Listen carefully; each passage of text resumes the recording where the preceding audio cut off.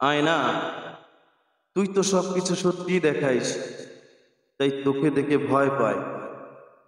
আমার ভাঙ্গা মুখ দেখে তুই নিশ্চুপ হয়ে থাকিস, কিন্তু আমার ভাঙ্গা মনটা কি তুই কোনোদিন বুঝতে পারবি?